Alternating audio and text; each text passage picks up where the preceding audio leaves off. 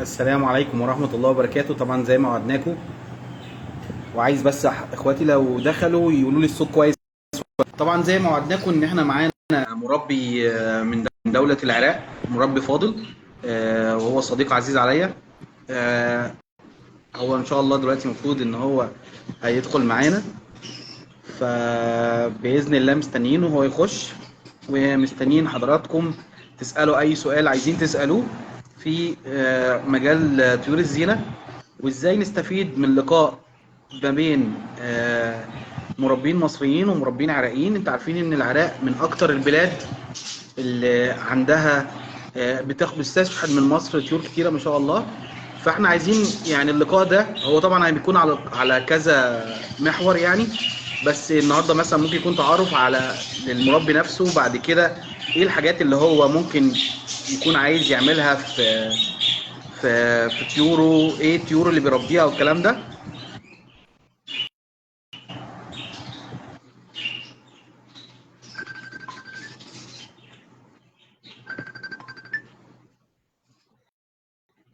السلام عليكم، انا لايف اهو مستنيك. ماشي، انا بعت لك ماشي.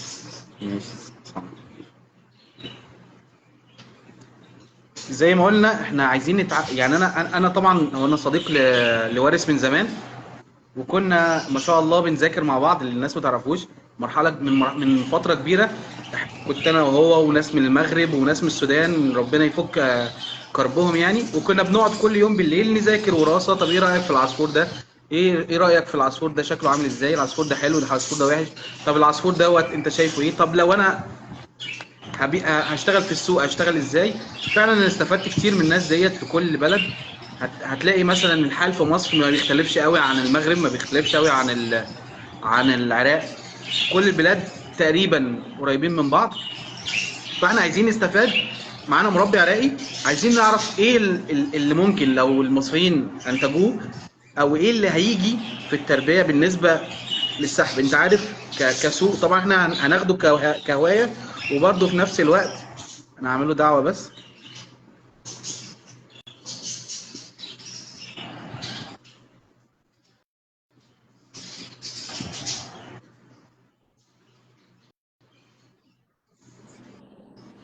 السلام عليكم ورحمه الله وبركاته. السلام عليكم ورحمة الله وبركاته حبيبي أستاذ محمد.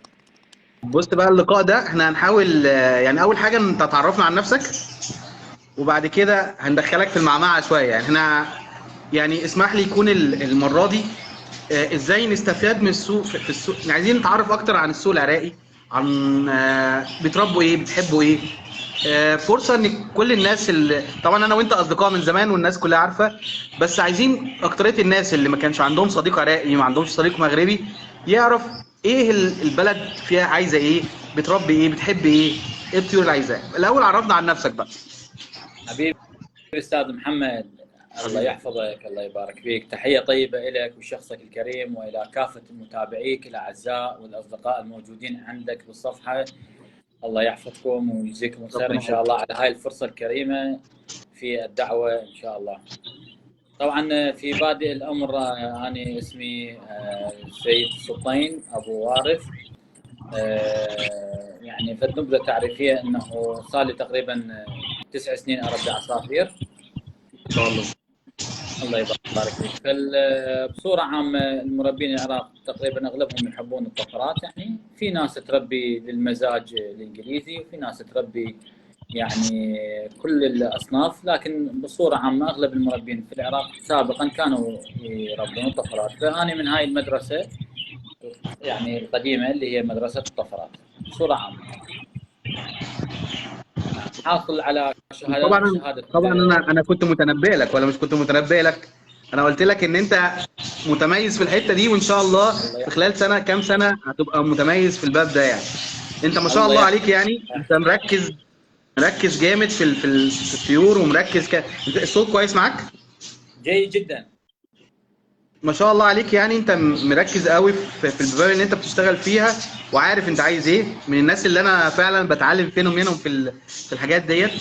واللي ما يعرفوش ان انا اول كنت اصلا لو عايز طيور من مصر كنت بسالك عليها يعني. الله يبارك فيك. طبعا هو يعني بالحقيقه استاذ محمد، احنا اليوم اللي يميزنا عن غيرنا انه شنو؟ انه نحب التخصص. بصوره عامه المربي لازم يكون اختصاص. يعني احنا تعلمنا من الدراسه الاكاديميه اللي خلصناها، بعد ما تخلص الجامعه تروح تاخذ ماجستير، بعد الماجستير تاخذ الدكتوراه، صح؟ فلازم تاخذ اختصاص معين. بصوره عامه في الحقيقه والواقع الهوايه بها عده تخصصات، فما ينفع انه انت تشتغل على كل الابواب، وبالتالي ما راح تقدر تحقق نتائج باب معين، لان انت فاتح على نفسك اكثر من جبهه. يعني احنا في مثلا ما تعلمنا انه لما يكونون عندك في الحرب اكثر من عدو، فراح انت ما تعرف تركز على اي واحد من عدو، وبالتالي تخسر المعركه. فاحنا اليوم لازم يعني نصيحه لكل المربين بصوره عامه، انصحهم انه يتخصصون، يتخصص بمجال معين. انت تحب تربي انجليزي، تروح تركز على الانجليزي، تاخذ مواصفات الانجليزي ستاندرد، تدخل معارض الانجليزي وتتوسع باب الانجليزي. انت تحب تشتغل على تركيبات الانجليزي هاجرمو، انتم بمصر يسموه فل الاحجام، فتركز بهذا الباب، توفر الخامات اللي تشتغل بها والادوات. انت كل باب لازم عندك ادوات الرئيسيه. كذلك ايضا بالنسبه للطفرات، الطفرات بصوره عامه لازم عندك ادوات تشتغل بها، هاي رقم واحد. رقم اثنين، لازم تكون من اوائل الناس اللي يشتغلون، لان انت عندك حرب مع الوقت، عندك سرعه، لازم انت هاي السرعه تكون تمتلكها. عرفت شلون؟ فهو الموضوع هيك يعني بصوره عامه. طب تسمح لي اسالك، انت كوارث بتربي ايه دلوقتي؟ طفرات. طب انت حابب الريشه السوداء ومن زمان وشغال عليها من زمان يعني ما شاء الله. اي نعم بالضبط. اول ما دخل البلاك وينج دخلت البلاك وينج واشتغلت عليه، بعدين دخل البلاك فيس، وبعدين بلشنا نشتغل انه نحلم انه حلم العصفور الاسود الكامل. وحاليا الحمد لله والشكر يعني عندي قطيع من السبالة الدبل بلاك والدبل بلاك بالهاجرمو، وايضا عندي شغال على موضوع التربل بلاك، وايضا شغال على موضوع الدبل بلاك. ما شاء الله. انا اعتقد ان انت يعني من اوائل الناس، مع اوائل الناس اللي انتجت دبل بلاك في اوجرومو في فولل، وده كان يعني حاجه كويسه قوي. وبرضو اللي انتوا عملتوه في العراق انا شايفه يعني الفتره الاخيره ان يقام في معارض، يبقى في تحكيم، في دورات تحكيم. ممكن تحكي لنا على حكايه التحكيم بقى ودورات التحكيم اللي حصلت عندكم في الاخر ديت؟ ما شاء الله. انا شايف طبعا الشهاده بتاعت التحكيم اللي انت واخدها. طبعا العراق بصوره عامه المربي العراقي يحب ينفتح على الافاق وعلى اقطار التربيه بكل العالم. عندنا ناس راحت نزلت اوروبا وحضرت معارض اوروبا، عندنا ناس بتنزل مصر تحضر معارض مصر، وعندنا ناس تتواصل مع الخليج. فلما انشانا جمعيه العراقيه طائر الحب والباجي LBA، فكان الهدف الانفتاح على العالم، وبالتالي انفتاح الهوايه داخل العراق على العالم. يعني نشوف الناس تشتغل شنو، طرق التربيه الحديثه، طرق التغذيه الحديثه، افضل العلاجات، افضل المكملات الغذائيه، افضل الاعلاف. فالحمد لله والشكر انفتح البلد بصوره مو طبيعيه على هاي الامور كلها، وبالتالي وصلنا لمرحله الجمعيات والمعارض، فانشانا جمعيه خاصه بنا، وعملنا معرض اول، معرض ثاني، ومعرض ثالث، وان شاء الله عندنا معرض رابع جاي بالايام القريبه باذن الله في نهايه هذه السنه. الله يحفظك. فاخر معرض كان بحضور الحكم المصري محب نبيل والحكم العالمي بوب ويلسون. فلما حضر الحكم العالمي بوب ويلسون والحكم المصري محب نبيل سوينا دوره تحكيم ودخلنا بها. طبعا الدوره كانت بحضور مربين وكبار الهوايه، وكانت الكل شفافيه وبدون اي يعني علامات استفهام، وكانت عباره عن كنت متابع معاك الدوره ساعه بساعه. وعايز نعم. بس اقول ان انتوا عملتوا حاجه جديده، انتوا دخلتوا ان المربي لازم يكون عنده بيجيد اللغه الانجليزيه 50%، وبعد بالضبط. كده يمتحن في الطفرات. عملتوا تخصصات كانت اول مره تحصل، يعني انتوا ما شاء الله يعني ضغطتوا على الناس ان فعلا اللي هينجح لازم يكون فاهم اول حاجه ازاي يخاطب العالم كله، ثم ان هو يبقى فاهم طفرات صح يعني، وفاهم نعم. في إيه الوراثه دكتور نفسها. محمد، هو العفو بعد اذنك، يعني معذره عن المقاطعه. هي الدوره قبل لا لا. تنعمل كان عندنا فتره تقديم. خلال هاي فتره التقديم قدموا عدد من الشباب، لكن اللي قدر يكمل قبل الدوره بست اشهر، احنا كانت عندنا محاضرات ليسنس. هاي الليسنس عن طريق جروبات بالنت. فخلال ست اشهر كل شهر عندنا امتحان شهري. يعني حاليا طالب الماجستير لما يريد ياخذ الدراسه اكو عنده يسموه تمهيدي، واكو عنده اختبار اولي، صح؟ صح. احنا سوينا يعني دخلنا كل احنا الشباب اللي دخلت الدوره دخلت اختبارات تمهيديه، دخلت اختبارات وراثه من الالف للياء، دخلت اختبارات تصنيف، دخلت اختبارات تقييم. فالماده اللي كانت من قبل الاستاذ محب والحكم بوبلسون ماده جدا صعبه. يعني احنا دخلنا تقريبا في قرابه 120 سؤال بالامتحان، من 120 الى اكثر. عرفت شلون؟ فالانجليزي كانت له مواده، والهاجرمه الاحجام بوقتها اعتمدنا الستاندر مال الجمعيه المصريه. عرفت؟ فكان الاختبار جدا صعب. وطبعا شهاده شهد بها الحكم بوبلسون. لما دخلنا بالعملي القاعه مغلقه ودخلنا على الاختبار العملي، كان يدخل طالب ما يدخلنا مجموعه، والطالب اللي يدخل يمتحن عملي ما يخرج، يظل داخل القاعه.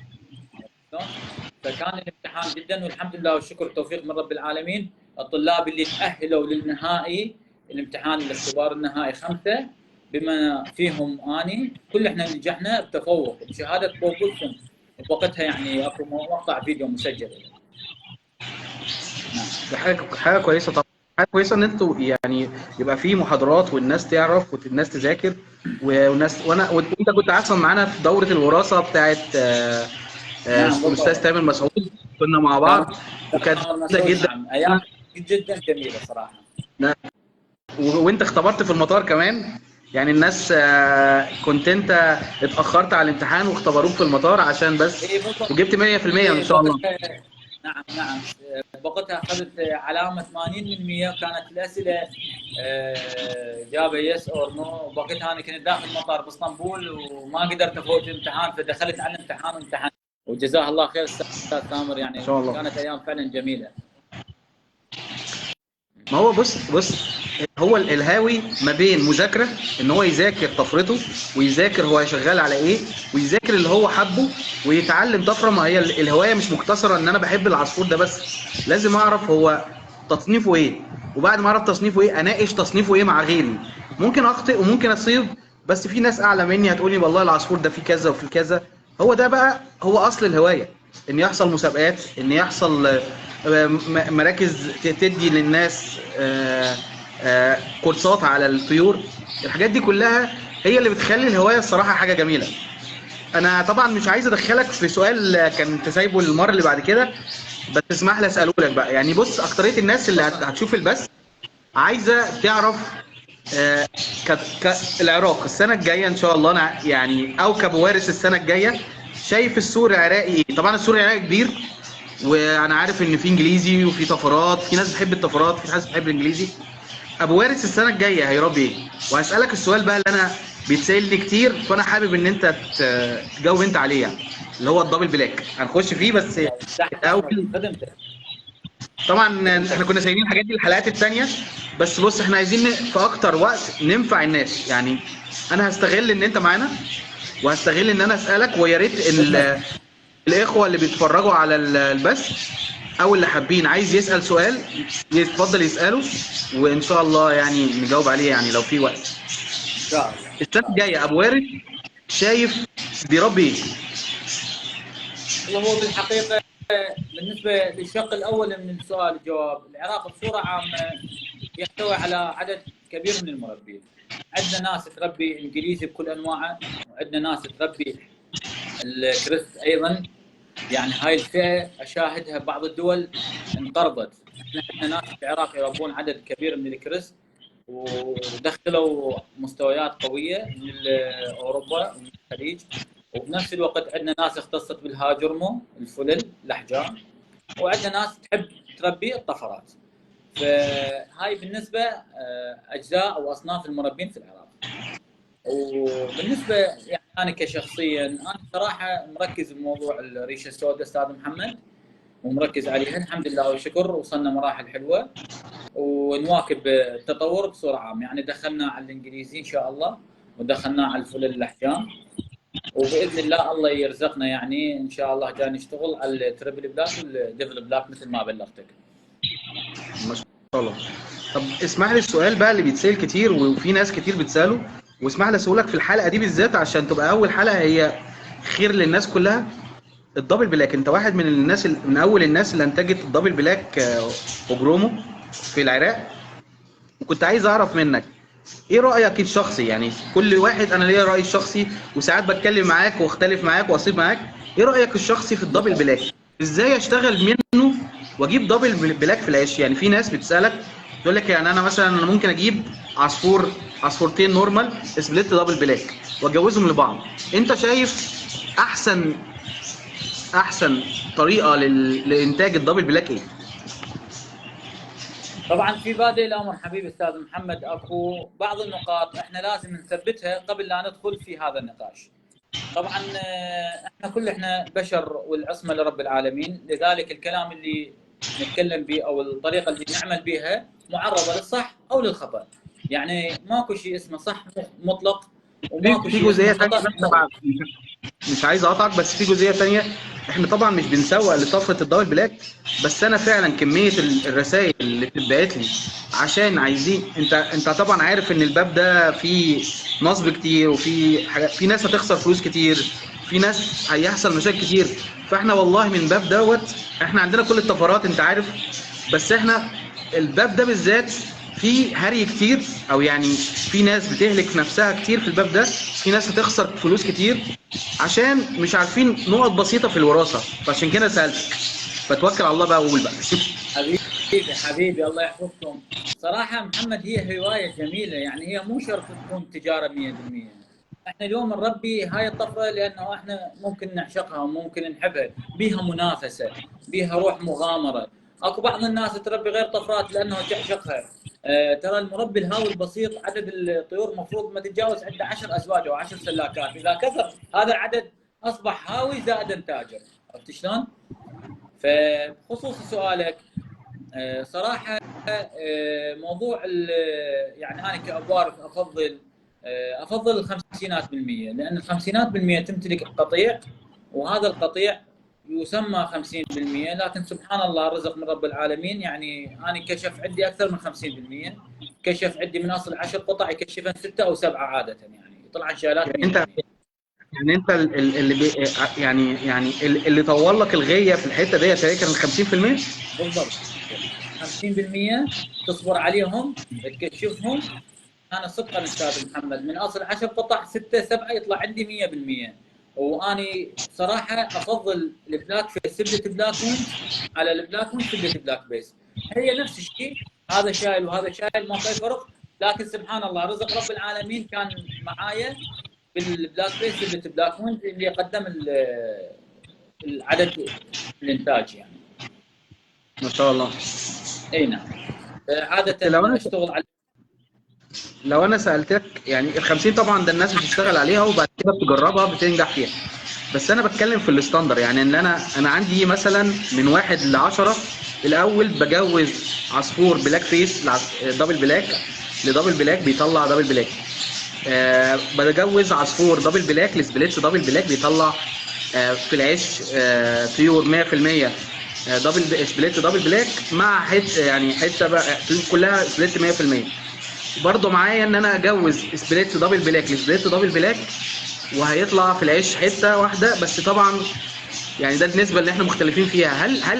هل الطريقه بتاعت ان انا اجوز عصفور سبليت 100% لعصفور سبليت 100% دي طريقه ناجحه؟ يعني انا شخصيا بشكك فيها، يعني ما اعرفش رايك فيها يعني، مع ان انا عندي، بس انا اللي بيسالني بقول له انا مش شايف انها طريقه انجح حاجه يعني. انت ايه رايك؟ استاذ محمد حبيبي، هو الموضوع انه تشتغل حسب الموجود. يعني انا اليوم من اشتغل في هذا الموضوع، اشتغل حسب الموجود عندي او حسب اللي بامكاني اوفره. اساس المشروع توفير مواد العمل. اذا كانت مواد العمل عندك متوسعه وكبيره، بهاي الحاله راح تكون عندك النتائج كبيره. وضحت الفكره؟ فانا بالنسبه لي صراحه يعني قلت لك اذا تريد اقرب طريقه او اقصر طريقه لانتاج الدبل بلاك، تروح تشتري قطعتين دبل بلاك وتنتجهم، راح يطلع لك انتاج كله دبل بلاك. بس هاي الطريقه صح او خطا؟ هاي طريقه مكلفه، صح؟ احنا اليوم نتكلم ابسط الطرق لانتاج هذه الطفره بما يتناسب مع دخل المربي، مع ميزانيه المربي. المربي عنده رينج او عنده ميزانيه معينه. فمن قلت لك تشتري الخمسينات بالمية، انت راح تشتريهم بسعر العادي، صح ولا خطا؟ صح. بس تاخذهم بشرط من ناس موثوقين، من ناس لهم ثقه ولهم سمعه واسمهم سابقهم. صدقني الخمسينات بالمية راح يقدم لك. عرفت شلون؟ فانت اما اذا تشتغل على سبله الطرفين، اوكي ماكو مشكله، يقدمك سبله الطرفين، والمربي اللي يشتغل بهاي الطفره لازم يكون عنده قطيع من سبله الطرفين، لا قطعه ولا قطعتين. يعني اقل شيء يكون عنده فد 10 اناث. هو كاتبين علي الصوت، يعني الصوت بتاعك عليه شويه. انا صوتي واضح، اسمعك واضح. هو كاتبين كده، ماشي معاك. انا بتكلم في حاجه، في شقين في الموضوع ده. الشق الاول، الناس سابت تطوير البلاك فيس والبلاك وينج، وابتدوا ياخدوا النيتش البلاك وينج يدوها للبلاك فيس ويطلعوا طيور سبليت يشتغلوا بيها. انا شايف من رايي انا ان هو كده اهدر وقته، مش اهدر وقت، اهدر. بدل ما عنده بلاك وينج يطور منه وعنده بلاك فيس يطور منه، نزع الموضوع ده كله واداه لايه؟ اداه لبعض، وابتدى يضيع فرصه تانية عليه ان هو يطور في البلاك فيس. يعني مثلا هو لو عنده شوشه وكرك كان ممكن يوصل للفوله الاكتاف، وممكن يدخل عليه اللون الرمادي، ممكن واعتقد ان الرمادي مطلوب.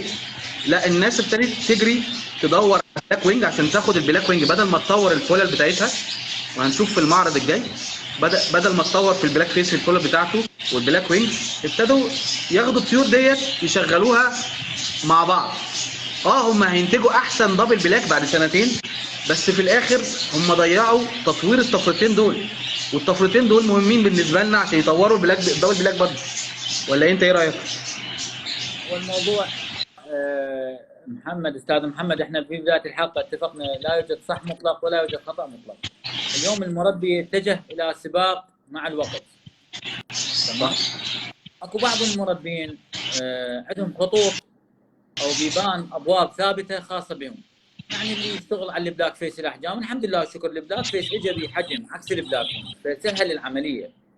اكو ناس اشتغلت عندنا هنا بالعراق اشتغلت البلاك فيس مع الانجليزي الستاندر، وبسم الله ما شاء الله طلعوا عصافير جدا محترمه وحجم طيب. اكو ناس دخلت البلاك فيس على هاجرهم الاحجام. بس موضوع الدبل بلاك احنا نقدر نقول عليه يعني حديث الساعه او الترند مال هاي السنه او السنه الماضيه او السنه اللي قبلها لما ظهر بالاقرع. عرفت؟ فهو اليوم هو هذا الترند، يعني الناس اللي ماشيه في موضوع التطوير يعني ما مركزين عليه 100%، قدر ما مركزين على انتاج هذه الطفره بالمواصفات الستاندر او المواصفات الحقيقيه لها. عرفت؟ خلي بالك هاي الطفره بها كميه هدر كبيره جدا. يعني الدبل بلاك فيه كميه هدر كتير، كميه هدر كبيره. احنا سابقا كنا نتعلم انه لما نريد ننتج الرينبو ناخذ حته كلير مع حته اوف لاين جولدن ونشتغل وناخذ السبالت. اول انتاج للسبالت راح ترجع لنا من اول عش ممكن رينبو قطعه او قطعتين بالعش، بغض النظر عن المستوى او المواصفات اللي راح يطلع.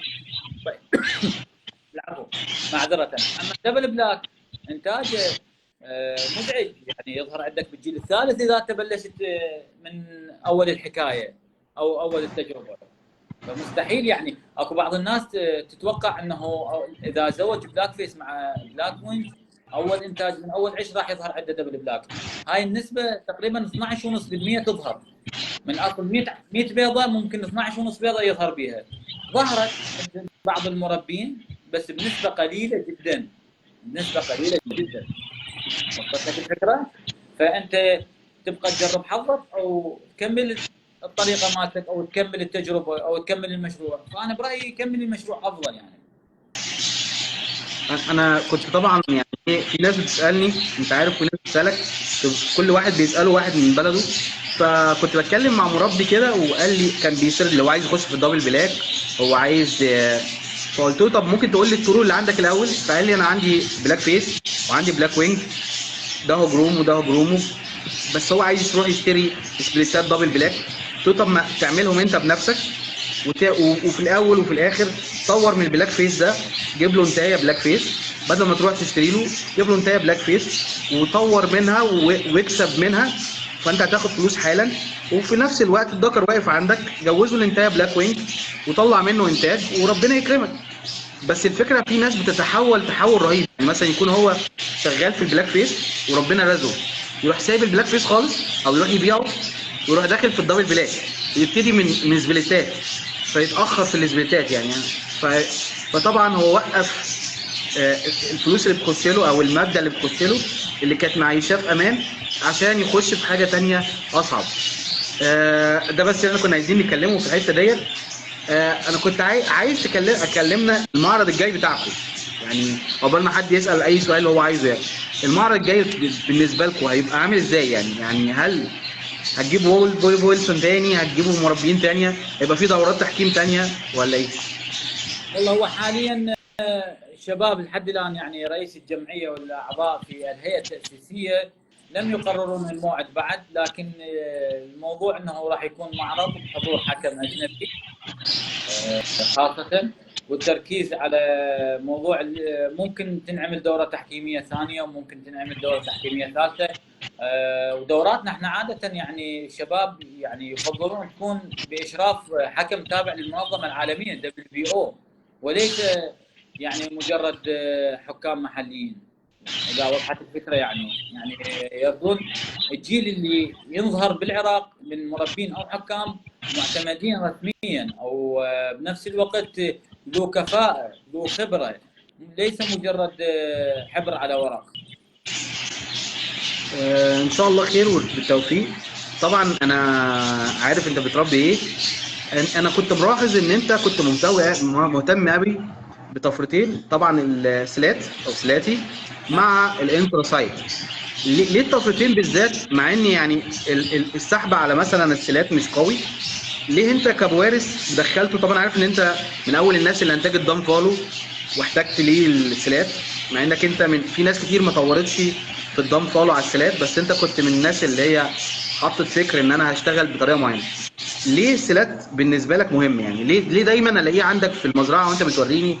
ليه دايما الدنيا دي؟ طبعا استاذ محمد بالحقيقه اني اول ما انتجت الدبل بلاك بالاقراع وبالهاجرمو كنت عاشق هاي الطفره بالدبل فايلوت، واذا ملاحظ اغلب العصافير اللي اعرضها كلها دبل فايلوت دبل فاكتور. فمن متابعتي المربين اجانب لاحظت انه عامل القري لما يدخل عليه الدان فالو يصير به نوع من التخفيف او نوع يعني تحس انه الصبغه يعني مو احسن حاجه مو لطيفه.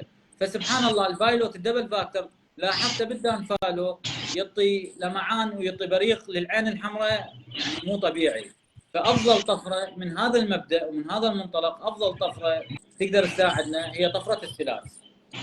عرفت شلون؟ السلات هي طفره مرتبطه بالجنس 6 لينكد، وبالتالي راح تقصر علينا الطريقه او المسافه، عرفت؟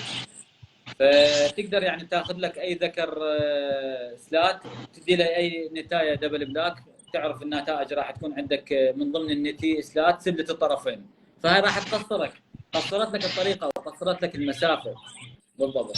فتعطيك مسحه بالصدر، تخفيف قليل جدا، تزود لك الزبره ماركت، فهي تعتبر كوسيله. احنا تكلمنا اليوم انت كل مشروع قبل ما تدخل بهذا المشروع عندك معطيات وعندك مطلوب اثباته، فاحنا لازم نكثر المعطيات على مود الادوات المساعده لما تكثر، وبالتالي راح شنو يكون عندك النتائج مرضيه. كل ما تدخل ميكس الوان بشكل معين في العصفور كل ما يديك نتائج افضل. انا طبعا انت وريتني دبل بلاك سلات، احجام كان ما شاء الله يعني جميل قوي، وكان اللون مختلف. خلي بالكم يا شباب، السيلات او سلاسي لما بيخش حتى مع السكاي بلو لون العصفور بيبقى مختلف خالص، يعني بيبقى في لون كده اتقل، يعني انت ممكن ما يتميزوش عن الكوبالت. في ناس ما بتقدرش تعرف العصفور ده كان كوبالت ولا لا بسبب السلات. السلات بيخلي اللون في حتة تانية يعني. ابو وارث من الناس اللي شغاله من زمان على الباب ده عشان يطور. هو شايف ان هو لما يحطه في عصفور دبل بلاك، يحطه في دام فالو، هو هيبقى اقوى. طبعا هو من الناس برضو اللي بتهتم بالانسراسايت، صح كده؟ نعم. بس بيخاف من الانسراسايت طبعا زي كلنا، لان بس الانسراسايت هو ده عارفين صراحه مشاكله كتير. صراحه يعني موضوع مثل ما حضرتك تفضلت، موضوع السلات هي طفره مرتبطه بالجينز، تساعدنا في تقويه صبغه اللون. هي وسيله نستخدمها لتقويه علامات الدان فالو ولاظهار الزبرا ماركينج بابهى صوره في الدبل بلاك. اما موضوع الانثراسايت اللي هو التربل بلاك، فهو طبعا انا برايي يعني مو صعب. اذا امتلكت الدبل بلاك اذا انت راح تمتلك التربل بلاك، لانه الانثراسايت بصوره عامه طفره سائده وانت عندك طفرات متنحيه فراح تحصل. لكن الصعوبه اللي نواجهها، العفو معذرة، الصعوبة اللي نواجهها امتلاك انثراسايت دبل فاكتور.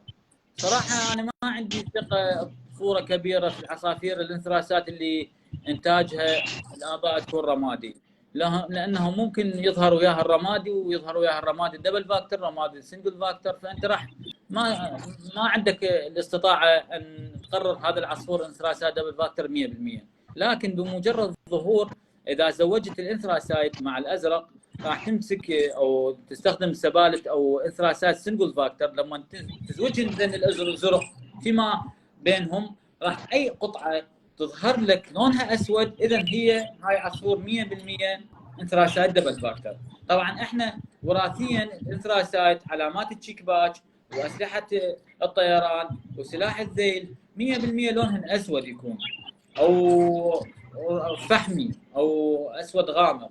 لكن بعض الاحيان بسبب التداخل اللوني، الفاريجيشن كلر، او في الموف او في الرمادي، يعطيك شبه للانثراسايت وينخدع المربي. معذره احنا عندنا النور يطفي مثل ما عندكم برضه. كده النور بيقطع عندكم زي عندنا ده الساعه بتاعتكم؟ بس احنا يقطع 5 دقائق. الساعه 10 النور بيقطع عندكم 5 دقائق.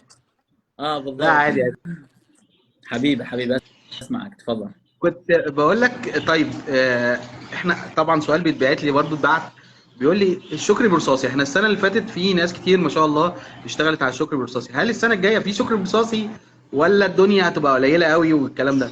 ابد خالص مفيش شكري خلاص كده.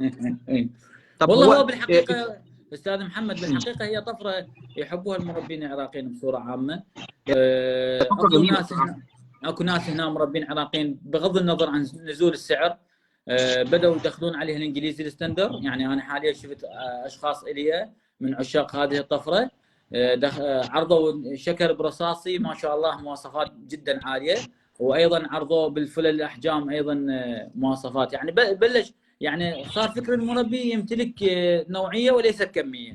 يعني افضل ما يمتلك 10 ازواج او 10 قصوص شكر برصاصي هاجرمو، يمتلك قص واحد لكن الريش بتاعهم احسن حاجه، الريشه طويله عريضه، الماسك، السبوس، الدماغ، يعني مواصفات العصفور بلش يطورها. فهذا الشيء حلو صراحه لما يكون السوق متوقف. هنا يبلش دور المربي كتطوير. يعني احنا اليوم خلينا نكون واقعيين استاذ محمد، الاسواق بصوره عامه بمصر او بالعراق شبه المتوقفه، فهنا يجي دور المربي ينتقل المواد الاصيله، ينتقل الخامات الجيده ويبلش يطور، يضيف عليهم. ادخال الدماء الغريبه للمزرعه او للمحميه بصوره عامه حاجه جدا جيده، لازم المربي يواكب عليها. وهذا الوقت وقت جدا جميل لادخال هذه الخامات. يعني انا اللي اشوفه اكو مربين استغلوا هبوط الاسعار، استغلوا بعض الطفرات انتكست اسعارها فبلشوا يشتغلون عليها، وبالتالي وبالاخير هو هاوي وليس تاجر، فيشتغل على مزاجه وعلى اللي يحبه. وبنفس الوقت الناس احنا هنا عندنا بالعراق تكيفت او عالجت بصوره عامه هبوط الاسعار، قللت العدد. يعني انا اليوم عندي عدد كبير، لا ليش ما له حاجه، قللت العدد وانتقيت الخامه او العصفور المطلوب. طبعا احنا من ناحيه الكلف او الاعلاف ما شاء الله يعني متوفر عندنا كل الاعلاف واسعار بسيطه، لكن تفكير المربي بلش يتقدم، بلش يكون عنده ثقافه عاليه في انتقاء العصفور المميز، العصفور الجميل، العصفور اللي يكمل وياه مستقبلا. احنا اليوم عندنا السوق الحالي، ويوم غدا عندنا السوق المستقبلي. فاحنا اليوم مثلا السوق الحالي نعرفه شنو، بس المستقبل ما نعرفه شنو. فلذلك لازم يكون عندنا استعداد. وصلت الفكره ان شاء الله. طيب السنه الجايه البلاك فيس، البلاك فيس في ناس بتخوف منه شويه. هل السنه الجايه الهجرومو بتاعه هيكون موجود؟ في ناس بتطلب الرمادي مش بتطلب الازرق. هل الالوان هتفرق معاكم السنه الجايه ولا مش هتفرق في عادي؟ بصورة عامة أستاذ محمد، العراق حال حال أي بقية الدول في العرض وفي الطلب. يعني إذا تتذكر أيام البلاك وينج، أول ما ظهر البلاك وينج وكان الطلب على البلاك وينج، وحاليا البلاك وينج مكمل ويانا وأسعاره حلوة. مع العلم البلاك وينج صار له أعتقد 5 سنين من ظهر، صح؟ أكثر من كده أهو. هو أكثر من هذا الرقم. فالحمد لله والشكر اليوم البلاك وينج مكمل، وخاصة النورمال، والناس جاي تشتغل على النورمال، الرمادي الازرق جاي تزوجه. فموضوع الدبل بلاك انا اتوقع راح يطول الطفرتين بصورة عامة للمستقبل البعيد وليس القريب. لكن انصح المربين يشتغلون على العصافير الفلل او الوردات مالتها حلوه، وردات منظومه، وردات متناسقه، وردات متجانسه، الكورك بتاعها لطيف، الكريست سنجل كريست، منطقه التوب، عصفور نموذجي كانما داخل به للمعرض. وبالتالي لما تمتلك العصفور النموذجي، ابناء راح يكونون عصافير باذن الله نموذجيه، بغض النظر عن الكروس اوفر يطلع عنده قطعه قطعتين ما نشيل لها اي اهميه او اي اعتبار. وانصحهم صراحه نصيحه يعني لكل الناس اللي تشتغل على موضوع دبل بلاك، زوج البلاك فيس البلاك وينج، اخذ ثبات 100% بانتاجك، انت تعرفهم وانت واثق من عندهم، وكون قطيع من هاي السبالت، كون عدد اناث كبير جدا، وبالمستقبل بلش الغي هاي الاناث سبله الطرفين، خلي عندك بلاك وينج سبله بلاك فيس اناث، او بلاك فيس سبله بلاك وينج، على مود كميه الهدر تكون عندك قليله، لانه بالمستقبل راح تعتاز هذا العدد من الاناث. انت لا تخفينا سرا بقى، يعني انت دخلت الدبل بلاك على الدان فولو؟ انا عارف ان انت عندك دان فولو مميز، دخلت الاثنين على بعض ولا لسه؟ والله مع طفره السلاح. استاذ محمد رب العالمين كرمنا ودخلناهم، ومنتظرين النتائج المستقبليه.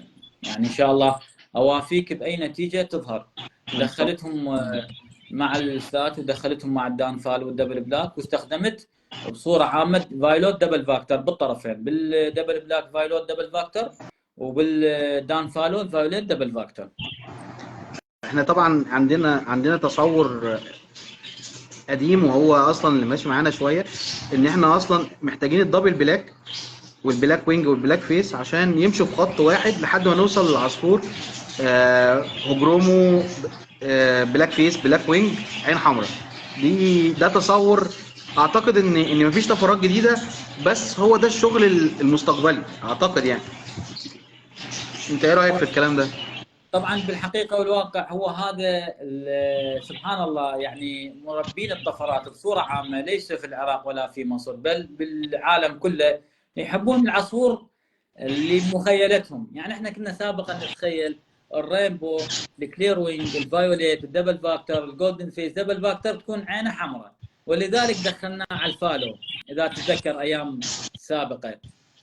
ولما دخلناه على الفالو الجيرمان فالو طلعت لنا نتائج غير مرضيه، حصلنا على عصافير الوان باهته. طبعا المربي بالعراق يتميز بعين بصريه جميله جدا في انتقاء اللون.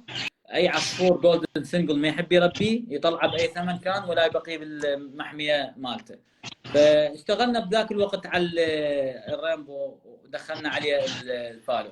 اما بعد الكورونا ولما بلش موضوع الدبل بلاك، اكو سابقا صوره انتشرت عصفور دبل بلاك رمادي عينه حمراء.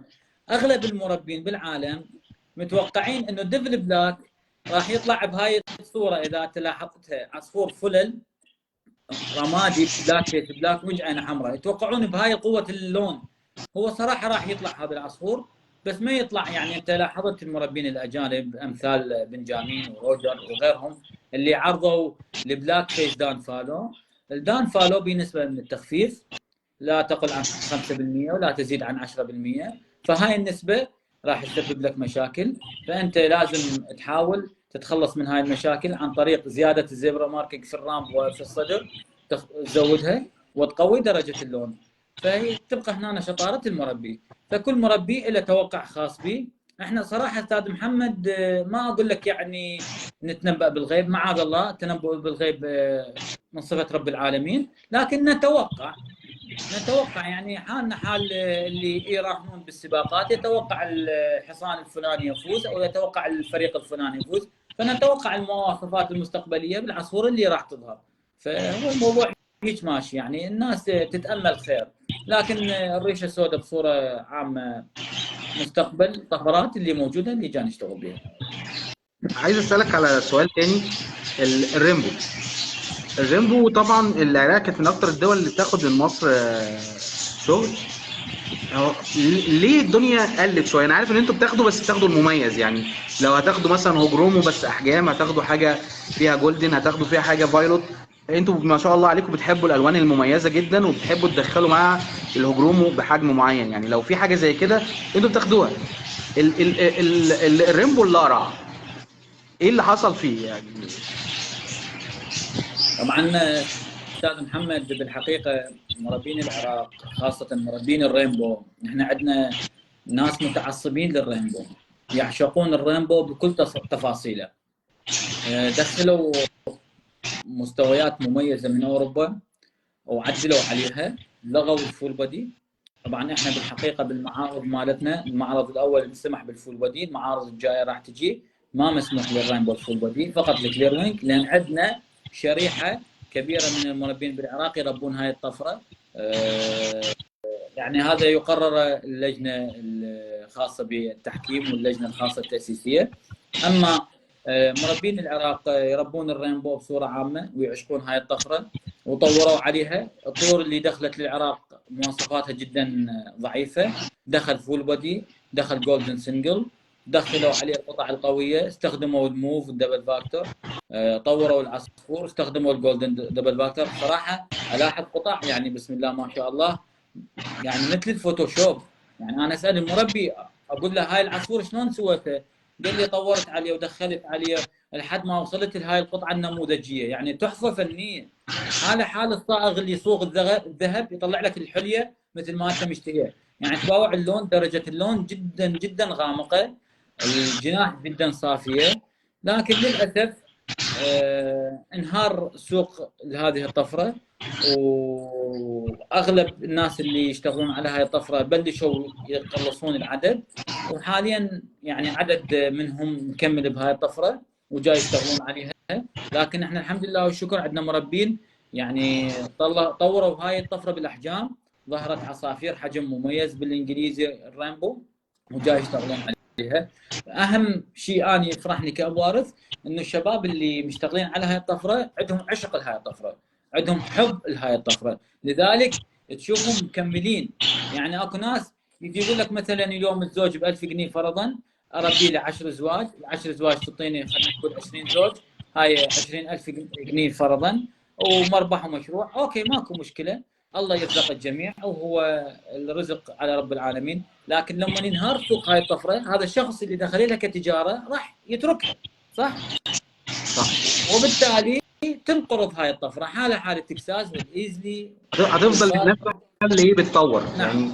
يعني هي فالحمد لله والشكر المربين اللي يربون هاي الطفره بالعراق لا هم عندهم عشق. يعني انا اسالهم اقول له شنو الموضوع؟ يعني انت مستمر بالرينبو؟ يقول لي ابو انا احب هذا العصفور، احبه اعشقه. عرفت؟ فالحمد لله والشكر الامور ماشيه. يعني هو عصفور ما لا يختلف عليه اثنين في العالم، ان العصفور ما شاء الله يعني تركيبه الالوان بتاعته هو ربنا خلق اصلا العصفور ده عشان نستمتع بيه، يعني هو جمال العصفور في ان انت تستمتع بيه. فتخيل ربنا حاطط لك عصفور جولدن، وحاطط لك عصفور فايلوت، وحاطط لك كلير وينج، وحاطط لك الجمال ده كله في التركيبه دي. التركيبه دي يعني فعلا هي المفروض تاخد حقها اكتر من كده، يعني على الاقل في الانجليزي في العالم كله. يعني بره بيبصوا للانجليزي كمواصفات، مع ان هم برضو شايفين الجمال بتاع الريمبو، بس هم برضو اهم حاجه عندهم مواصفات.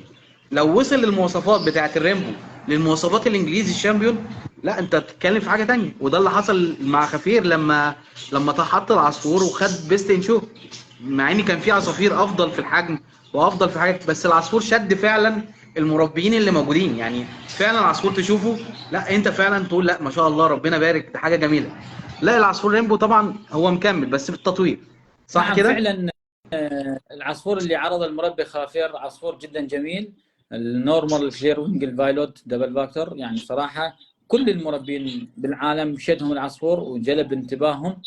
وبنفس الوقت خلينا يعني نتطرق للماضي، اطول طفره كملت هي الرينبو فعلا. صح. يعني كل الطفرات بقت سنه او سنتين او 3 سنوات او 4 سنوات او 5. الرينبو يعني اخذ حيز جدا جدا كبير بالتربيه والهوايه. الدليل الفتره اللي قضاها. السبب عشق المربين لهذه الطفره. مثل ما انت تفضلت، عصفور يحتوي على خليط من الالوان، عصفور يحتوي على طفره لونيه وجهيه، يا عصفور يحتوي على كذا طفره وراثيه. فمن ناحيه الحماس اكو حماس، من ناحيه التطوير اكو تطوير، من ناحيه الجمال اكو جمال. يعني احنا هسه بعض الاحيان عندي احد اخواني انت تعرفه يا رسول، محامي، فيجي للمول، انا المحميه مالتي حاطها بالمول، فيجي يمي بالمول، فيدخل مرات يم العصافير فيشوف الدبل بلاك، يقول لي هذا العصفور انت شنو عاجبك من عنده؟ ليش تربيه؟ طلع خيطير، طيره، طلع خيروح، يعني شو حاطه بالمحميه مالتك؟ فيشوف عصفور اسود او عصفور ازرق بصوره كامله. لكن لما يجي صراحه صدقا، لما يجي عندي بعض الريمبو من الدموم القديمه، للاسف حاليا هم حاضين يعني، بس معتز بيهم ما اقدر اطلعهم. فيشوف يقول لي ما شاء الله هذا عصفور جدا جميل، هذا عصفور بعده مواصفات. يعني هو لا ما يعرف اي شيء بالعصافير، كل شيء ما يعرف ايوه بالعصافير، لكن العصفور شد انتباهه. صح. عرفت؟ وربنا ميزه بجمال الوانه، حط فيه الوان كتير وحط فيه اشكال جديده، فطفره جميله. يعني هل السنه الجايه في مجال الناس تربي ريمبو، ولا التطوير بس بتاع الريمبو؟ صراحه استاذ محمد لما يدخل الدان فالو على الرينبو انا متاكد مثل ما شفنا مستويات حلوه بالرينبو دان فالو، مربين هذه الطفره راح يستمرون وراح يكملون التحدي والمشوار.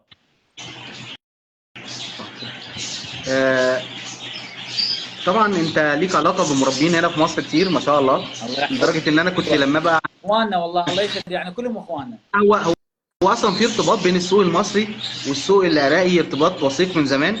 يعني فعلا اكتريه المربين المصريين يعرفوا مربين عراقي من فترات يعني. وانتوا ناس افاضل وناس محترمين جدا طبعا. الصوره العامه لكل البلاد، يعني انا هنجيب مثلا، انت عارف ان احنا عندنا اصحاب في المغرب وعندنا اصحاب في الجزائر وفي تونس وفي السودان. الناس دي كلها كنا بنسمع مثلا العراقيين شداد شويه، المغاربه مش عارف ايه. لما اتعرفنا على بعض اكتشفنا ان الناس كويسه، ان المشكله في انت سمعت بس ما شفتش. انت بتسمع ان مربي العراقي ممكن يكون بيفاصل شويه، هل انت شفته هو اصلا واتكلمت معاه وناقشك واتكلمت؟ هتلاقي راجل بيفهم جدا، راجل عايز ياخد طيور بسعرها الحقيقي، مش عايز ياخد طيور باعلى من سعرها. العراقيين، مسمحني بقى اقول اسماء، العراقيين ما بيحبوش حد يضحك عليهم، بيحبوا جدا جدا تقول له، لو قلت له الحاجه دي بجنيه وهي بجنيه هيشتريها من غير ما يفاصل. بس لما تقول له ب 10 جنيه ويشتريها بجنيه عمره ما هيشتريها مهما حصل. هم ما شاء الله عليهم فاهمين جدا في التجاره، فاهمين جدا في مين بيتاجروا معاه. ويعني ده انا شفته مع الناس العراقيين. ما تحاولش تستنصح عليهم عشان هتلاقي الدنيا معاك حلوه، يعني هتلاقي ان هو بيعاملك كويس وكل حاجه. الفكره المغلوطه عن الشعوب دي فكره الناس هي اللي حطاهم، مش يعني انا نفسي كنت بفتكر الناس، كنت دايما اسمع عن ناس محافظه اسمها اسكندريه عندنا في مصر ان هم ناس عصبيين وناس مش قد كده. في الاخر افضل صديق عندي انت عارفه ايمن مخيمر، من اسكندريه، غير لي فكر خالص. ان لا، ده الناس اسكندريه دول ناس كويسين، ناس ذوق، ناس محترمين، ناس كده. في منهم اللي وحش، في منهم حلو. في القاهره في ناس حلو وفي ناس وحشه. في العراق برضو اكيد في جزء كده وفي جزء كده. بس انت بتدور على الحلو، الحلو بيعرف الحلو، صح؟ حبيبي استاذ محمد، الله يحفظك، الله يبارك فيك. طبعا في الحقيقه والواقع اساس الاختلاط بين الشعوب هو الثقافات، ولما تكون الثقافات متقاربه بصوره عامه، احنا اولا مسلمين، ثانيا اخوان في الدين. احنا عندنا مقوله للامام علي بن ابي طالب يقول: البشر او الانسان هم صنفان، اما اخ لك في الدين او نظير لك في الخلق. فاحنا ننطلق من هذا المبدا.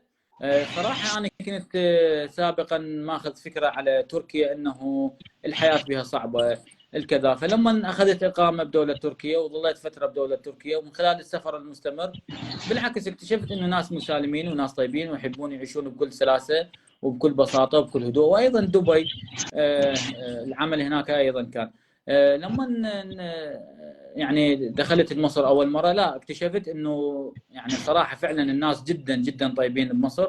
يعني انت وداخل بالمطار، انت وتفتر داخل السوق، يعني البساطه حلوه وناس محترمين. أنا أنصح إخواني المربين العراقيين والمصريين: خلوا علاقاتكم حلوة، اعملوا علاقات بيناتكم، لا تخلون أحد يدخل بيناتكم وسيط. أنت مربي مصري تريد تعرض عصفور أو تريد تشتري عصفور، المربي العراقي تريد تعرض عصفور أو تشتري عصفور، ادخل بصورة مباشرة للمربي، سوي علاقات ويا الشباب. بالعكس احنا ما شاء الله يعني اعمار متقاربه، اعمل جروبات بالفيسبوك، اطور العلاقه. صراحه العلاقه استاذ محمد اليوم بين المربين جدا جدا مفيده، لها تجارب. يعني انا اليوم اجي اسال استاذ محمد: انت تشتغل على الطفره الفلانيه او تشتغل بالباب الفلاني، شنو الاخطاء؟ شنو الافضليات؟ شنو التطوير؟ تنصحني شنو اسوي؟ تنصحني شنو اربي؟ شنو استخدم من ادوات؟ بنفس الوقت يجي الشخص الفلاني يسال ابو وارث: انت تشتغل على اي طفره؟ البلاك فيس، البلاك وين كذا. فالحوار بين المربين عاده 100% بفائده. فانا انصح اخواني انه طوروا علاقاتكم، اوصلوا انتم للمصدر، ابتعدوا عن الوسطاء، واشتغلوا بما يرضي الله. طبعا النهارده يوم كده بسيط، وان شاء الله في يوم تاني في دردشه ثانيه، ويكون معانا مربي مثلا من دوله ثانيه، من المغرب او تونس او الجزائر او العراق او السودان، وان شاء الله تبقى فتحه خير ان نعرف الناس الشعوب، والشعوب بتفكر في ايه. بتحب الناس بسيطه جدا، بس المشكله الخيالات اللي الناس بتحطها لها هي الصعبه. ان شاء الله المره الجايه هيكون معانا مربي من دوله تانية، وان شاء الله هنفضل في سلسله انا وابو وارث هنكلمكم على اللي انتوا عايزينه. كل اللي انتوا عايزينه اسالوه والراجل هيجاوب. وان شاء الله نقرب من بعض، كلنا ايد واحده، الشعوب العربيه كلها بايد واحده، وان شاء الله هنوصل لهوايه افضل باذن الله. باذن الله. سلم لي على شكرا وان على شاء هذه الله الفرصه الجميله. في معرض هنا في مصر، انت هتنزل ولا مش تنزل المعرض؟ والله ان شاء الله يعني انا احتمال انزل قبل المعرض باذن الله عن قريب. وهتسافر قبل المعرض ولا؟ هي عندي عمل بتركيا، يعني عمل خاص، فيعني عاده سبحان الله يصادف وقت الشهر التاسع كله. ان شاء الله منتظرين ان شاء الله، ونعمل لقاء بقى لايف حقيقي بقى باذن الله. تحت امركم باي شيء ان شاء الله، وسلامنا الى الاحبه وللاخوه جميعا. برضو نصيحه لاخواننا المصريين او العراقيين او اي بلد بتشوفنا، عايز تسال اي حاجه في الدبل بلاك، الراجل برضو فاتح صفحته، ابعت واتصل واساله. الراجل متخصص في الباب ده بشكل قوي جدا، فاهم يعني ايه طفره، مذاكر وراثه، الراجل حكم دولي. فارجو ان انت تساله، هيفيدك بما يرضي الله، وان شاء الله خير. طبعا موافق على المبدا ده. خدمتكم خدمه اي ناس تحب ترتقي. وانا صراحه المقوله للاستاذ اسلام نبيل دائما: انتقي ترتقي. صراحه لها معنى وابعاد بعيده وخاصه. اي شخص يحب ينتقي، يحب يرتقي بمستوى الهوايه اللي يربيها، احنا نساعده واحنا نشد على ايده ونقول له الله يبارك بيك، وان شاء الله يعطيك على مقدار نيتك واكثر باذن الله، وبخدمه الشباب جميعا. تصبح على خير ونشوفك يوم تاني ونسالك اسئله تانيه. يعني حياكم الله. حياكم الله. السلام عليكم. حبيبي تسلم.